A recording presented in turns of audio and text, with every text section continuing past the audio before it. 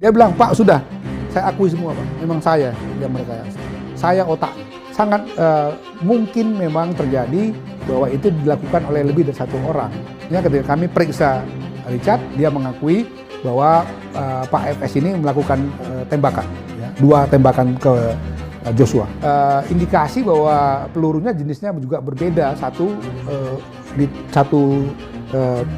posisi tubuh Joshua dengan di posisi tubuh yang lain itu ada ukuran yang berbeda satu dengan lainnya. Jadi sangat mungkin memang terjadi bahwa itu dilakukan oleh lebih dari satu orang. Dia mengakui dialah otak yang merancang obstruction of justice. Ya. Sudah ada skenario dan mereka diingatkan untuk nanti kalau ada pertanyaan, ya ingat itu skenario.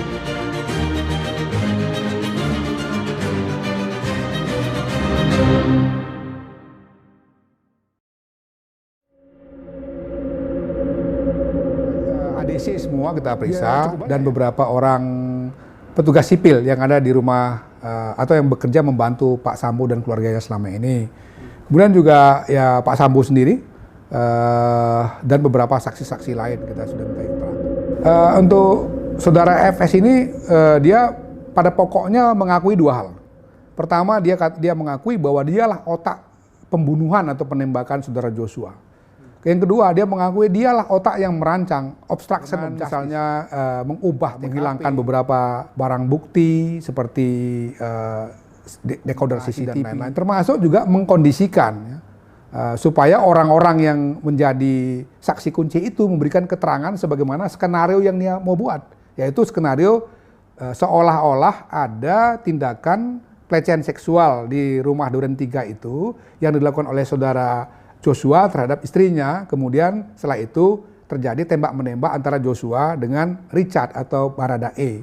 Itu diakuinya sebagai rancangan dia, dan setelah itu semua dia siapkan alat pendukungnya. Misalnya membuat seolah-olah ada tembakan ya, dari Joshua dengan menggunakan senjatanya Joshua itu ke dinding-dinding gitu. Itu dia akui dia yang. Dia tidak secara terbuka mengakui itu, tapi dia katakan memang dia yang perintahkan Richard atau Baradae itu untuk melakukannya. Sementara sebaliknya ketika kami periksa Richard, dia mengakui bahwa Pak FS ini melakukan tembakan, ya, 2 tembakan ke Joshua.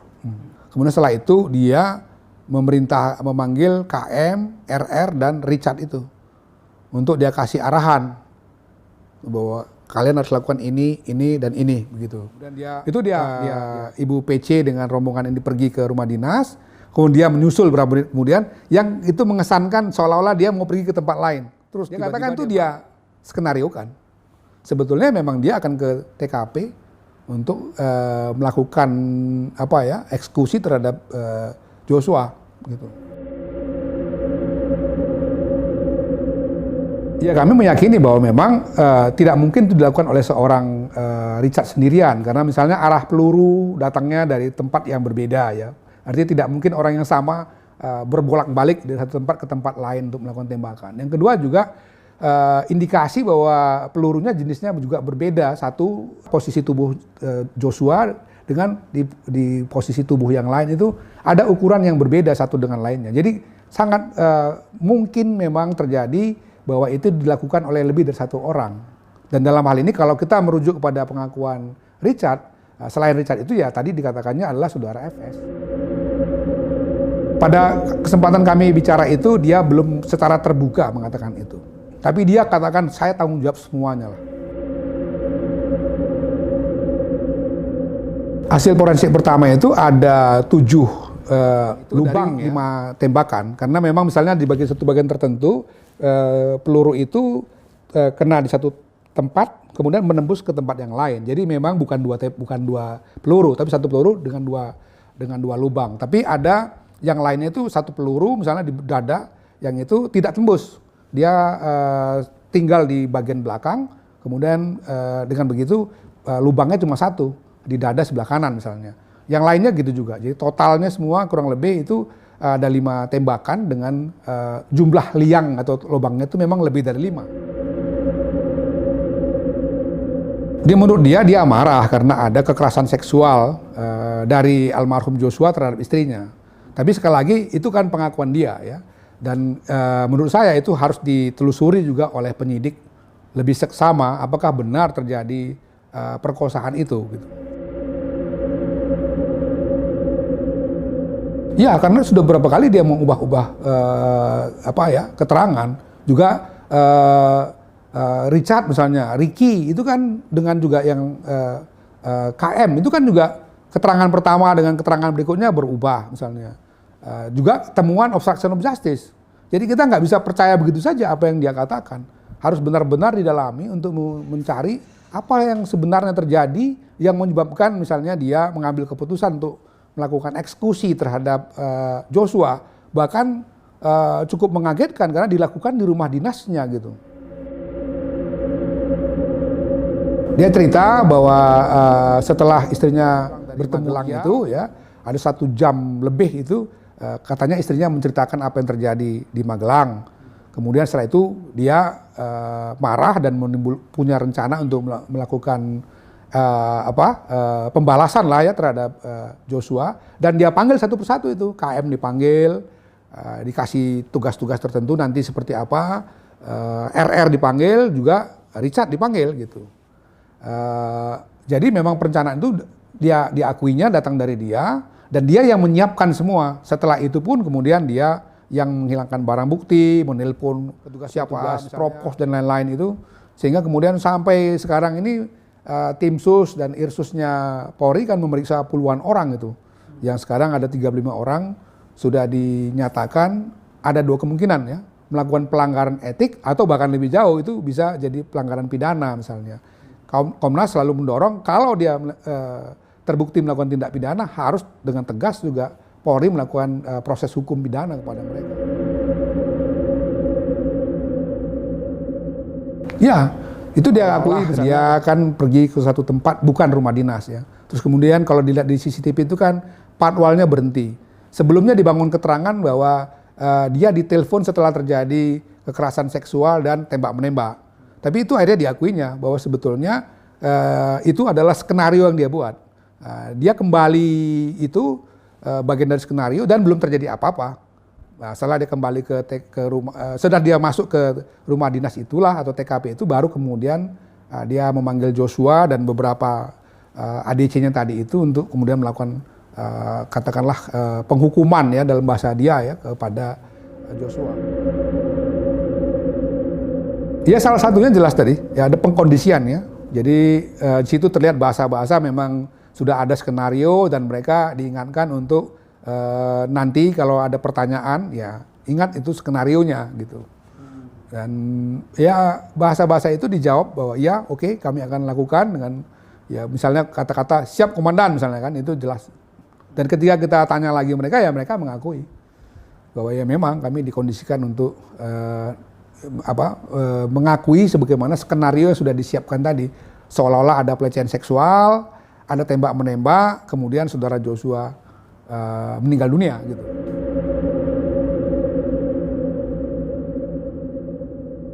Apakah Anda mengakui ya, Anda yang merekayasa semua ini?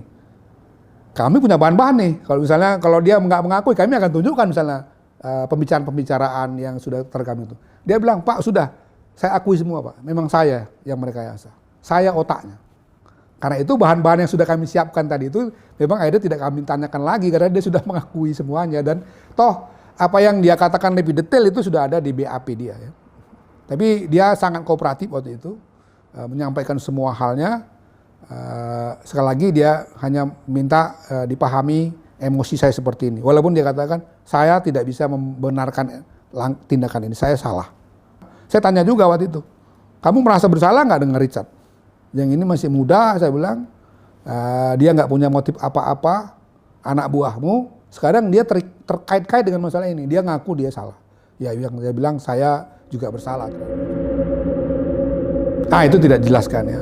Apakah cuman dikasih tahu bahwa ketika dia memanggil satu persatu itu sendirian dia.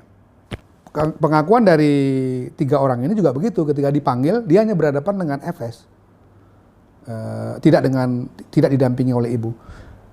Mereka pergi ke rumah dinas, Ibu PC-nya masuk ke dalam kamar tidur itu.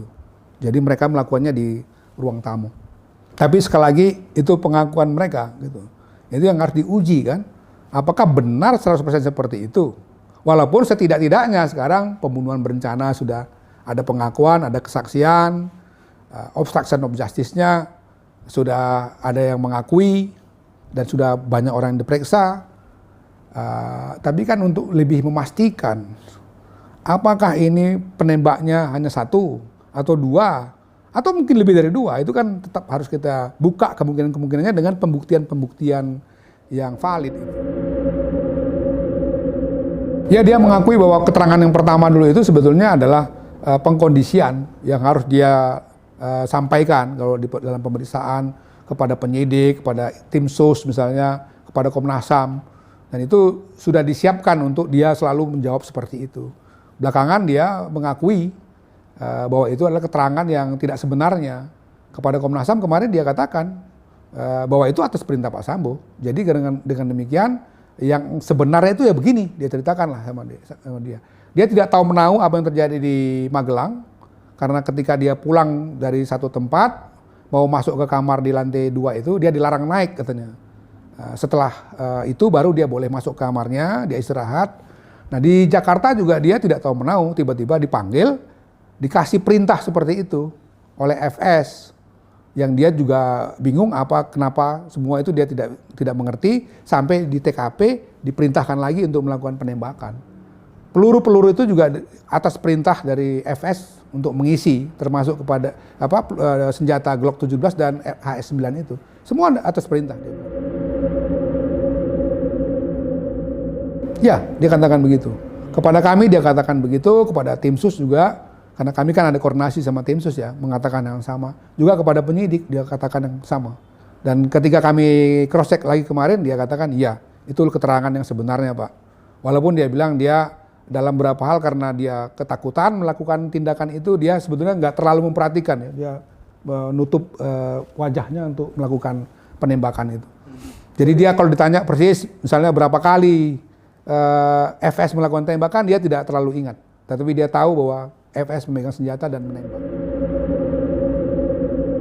Ya, saya sudah bicara dengan beberapa pimpinan tim sus ya. Saya katakan bahwa tolong dipastikan konstruksi peristiwa dengan alat bukti dan lain-lain itu memang harus betul-betul rapi dengan dukungan alat bukti, informasi, data yang valid. Kenapa? Karena saya khawatir di persidangan misalnya kalau itu tidak bisa didukung tadi oleh alat bukti dan data-data yang kuat, bisa jadi misalnya dakwaannya malah ditolak kan. Padahal ini satu peristiwa yang akhirnya menjadi sangat serius karena presiden mengambil perhatian, elit-elit juga mengambil perhatian, dan seluruh Indonesia mengambil perhatian. Jadi saya sebagai Ketua Komnas sudah mengingatkan tim sus dan juga penyidik supaya betul-betul berhati-hati menyiapkan seluruh alat bukti di dalam nanti ya yang akan masuk ke dalam dakwaannya jaksa misalnya ke pengadilan, itu harus betul-betul didukung oleh alat-alat bukti yang sangat valid sehingga